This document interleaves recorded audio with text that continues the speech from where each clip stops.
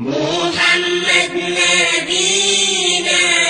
بنور هدينا محمد نبينا بنور هدينا من مكة حبيبي نور سطع في المدينة محمد نبينا بنور هدينا محمد نبينا بنور هدينا من مكة حبيبي نور سطع في المدينة قلبي وفؤادي هاموا بك يا هادي قلبي وفؤادي هاموا بك يا هادي زادي وزوادي هدي محمد نبينا محمد نبينا بنور هدينا محمد نبينا بنور هدينا من مكة حبيبي نور سطع في المدينة من عمر ساحاته بالذكر وآياته من عمر ساحاته بالذكر وآياته من رافع راياته مين غير طه نبينا محمد نبينا بنور هدينا محمد نبينا بنور هدينا من مكة حبيبي نور سطع في المدينة walaalayaal sida aan horay iskugu baraarujinay waxa aan meeshii ka sii wadi doonaa muxaadarooyinkaanagii iyo wanaagii ay culummadu noo wadeen lagama dhergo cilmiga haddana waxaanu ku soo dhaweyneynaa oo muxaadaro qayima noo soo jeedin doono sheekh cabdirasaaq yuusuf aadan oo ka hadlayo yaa ah salafka suuban yaase raacay dariiqooda xaqa ah yacni dad badan baa salaf sheegto salafiyiin soo mayna maqal dad la dhahaya hadda oo macala idaacaduhu dhahaan bal horta salafiyiin yaa la dhahay yaa salafkii raacay salafkii yaa raacay falyatafadal mashkuuran sheekh cabdirasaaq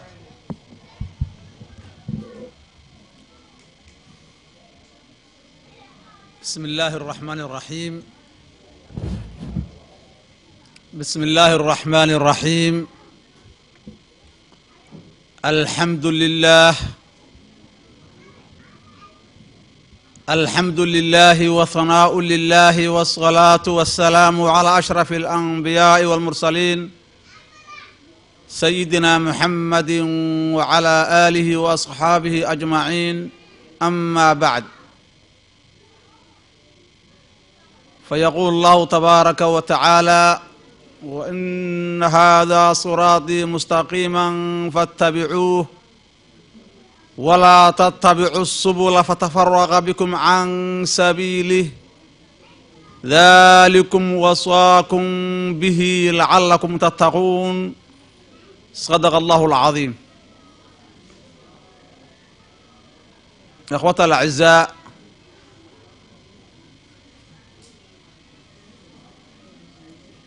waxaa aad iyo aad noogu filaa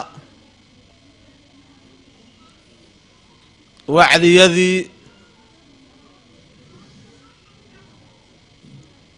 ay soo jeediyeen culammada oo ilaa iyo shalay nooga soconaya mu'tamarkan iyadoo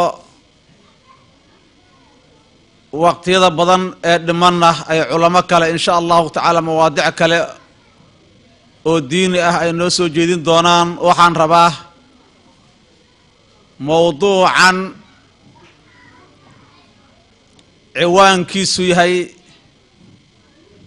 yaa ah waa ayo سلف كسوبا يا سلف الصالح يا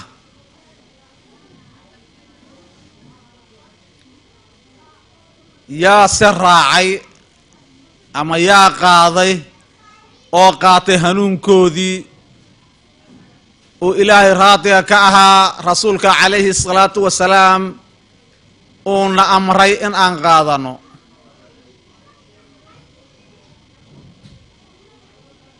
إسلا ereygaasi wuxuu mar kale macnihiisu noqonayaa yaa raacay xaqa oo madhabkooda iyo dariiqadoodu ay tahay madhabtii iyo dariiqadii xaqa ahayd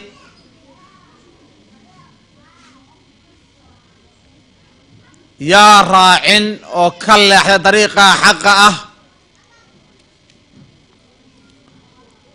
oo fikrigoodu uu yahay iyo aragtidooda iyo caqiidadoodu mid baatil ah oo bidco ah mar kale wuxuu noqonayaa yaa ahlu sunnati waljamaaca dariiqa la isku raacay ee kitaabka iyo sunnada ay caddeeyeen inuu yahay dariiqa keli ah ee xaqa ah yaanse ahayn ahlu sunna waljamaaca oo ahlulbidac ahlulbaatil ah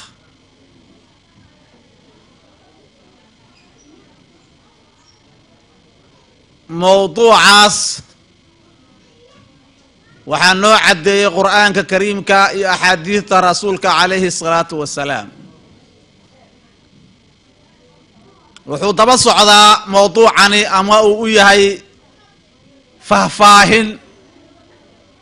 mawduucii labada maalmood halka waqti aan ugu tala galnay ee sheekheena sheekh cali nuur cilmi uu ka hadlay ee ku saabsanaa qayb ka mid ah fadlu lcilmi waalculamaa oo uu muqaarno ka dhigay dadka ahlu sunna waljamaaca ah ee culammadii hore dariiqoodii ku taagan iyo dadka wahaabiyada ah ee gadaal ka yimid mawduucaas ayuu daba taagan yahay mawduucan oo wuxuu kala caddaynayaa sababta ay culammadii ahlu dariiqada ahaa ee soomaaliyeed ee axmediyii qaadirada ahaa ee haddana shaaficiyada ahaa ee haddana ashcariyada ah ee abulxasan alashcari imaamyaalka ay ku abtirsadaan uu ka mid ahaa iyo kuwa kale ee aan intaaba raacsanayn oo beenta ka sheegay oo yidhi waa baatil ee wahaabiyada ah sida aayaadka qur'aan kariimka iyo axaadiidta rasuulka calayhi الsalaatu wasalaam iyo imaamyaalkii fasiray ay u kala caddeeyeen waxaa kaloo mawduucani qayb ka yahay oo qayb ka soo qaadan doonaa mawcidadii uu noo soo jeediyey sheekh cabdiraxmaan mire oo ku saabsanayd alxubu fi llah waalbuqdu fi llah maadaama diinta islaamku ay waajib nooga dhigtay kala caddayntii uu sheekhu sameeyey sheekh cali mawduuca hal maalin ayuu ahaa codsigii badnaa dartiis mar labaad lagu soo celiyey ay diintu nooga dhigtay na amartay liqowlihi tacaala ilaahay subxaanahu wa tacaala uu yidhi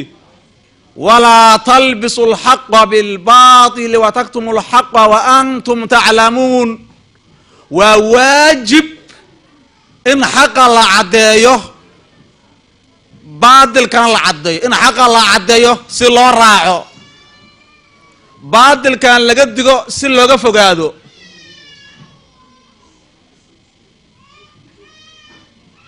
maxay tahay ujeedada ilaah ayaa qur'aanka ku sheegay liyahlika man halaka can bayina wa yaxyaa man xaya can bayina qofkii halaagsamaya oo meel daran ka dhacaya oo dariiq xun oo daal oo baadi ah qaadaya naartii iyo cadaabkii dooranaya in uu intaasoo dhan ku dhaco iyadoo xaqii loo caddeeyo xaqii uu diiday qofkii hanuunaya oo dariiq khayr qaadaya oo dariiqii awliyada raacaya dariiqii rasuulka ku gaaraya calayhi salaatu wasalaam dariiqii rabbi subxaanahu wa tacaala ku intihoonaya ahlu janno noqonaya ilaahay jannadiisa uu siinayo hanuunka xaqa ah qaadanaya in uu intaa ku helo xaqii loo caddeeya darti dadka xaqa raacay waxaa diinta islaamku na fartay alxubu fillaah ilaahay dartii in loo jeclaado ahlulbaatilkana albuqdu fillaah ilaahay dartii loo naco marka mawduucu taasna wuxuu u yahay iyadana in sha allahu tacaala tacliiq ayuu u yahay waxaa kaloo uu tacliiq u yahay mawcidadii kale oo uu soo jeediyey shalay sheekheena sheekh xasan sheekh gacmo gaab sheekh xasan sheekh maxamed gacmo gaab oo ku saabsanayd in ahalka diinka loo hiiliyo in diinta la nooleeyo in la barto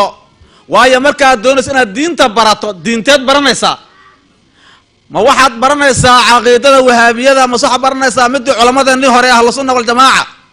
diinta iska bara ma aha walaa talbisu alxaqa bilbatil wataktumu alxaqa wa antum taclamuun amar ilaahay u nasaare waayo ha isku qasinina oo ha isku dheehinina xaqa iyo baatilka wa taktumu alxaqa walaa taktumu alxaqa xaqa ha qarinina wa antum taclamuun idinkoo garanaysiin adoon oqoonin xaq maba ka hadli kartidba xaq sheegaad maagaysaa baatilaad sheegaysaa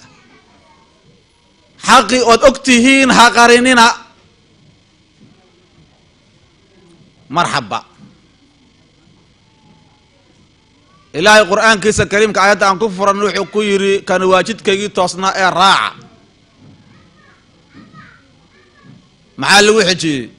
walaa tattabicu subula fatafaraqa bikum can sabiilih jidka xaqa ah dadku way diideen inay xaqa keliya ku ekaadaan baatilna way raacaan qaarkood baatil ayay doorteen jidkaas ahlul baatilku ay raaceen ha raacinina waa jidad badan oo kala jidka ilaahay ka leexda si aanay idinkaga dhaqaajinin oo aanay idinkaga fogeynin jidka rabbi subxaanahu wa tacaala ee mustaqiimka ahee toosan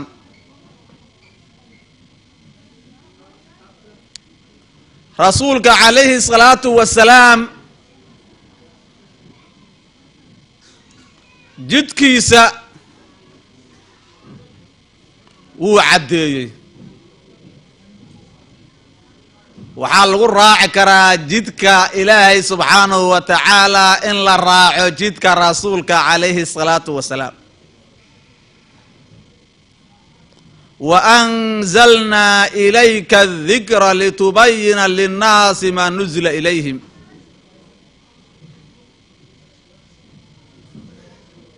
sidoo kale mawcidadani waxay tacliiq u tahay mawcidadii uu soo jeeday sheekheena sheekh cabdirashiid sheekh cabdilfitaax cabdirashiid sheekh yuusuf sheekh ibraahim macallim ashari oo ku saabsanay taqwada rabbi subxaanahu wa tacaala maxaa jira taqwadu marka laga hadlayo macna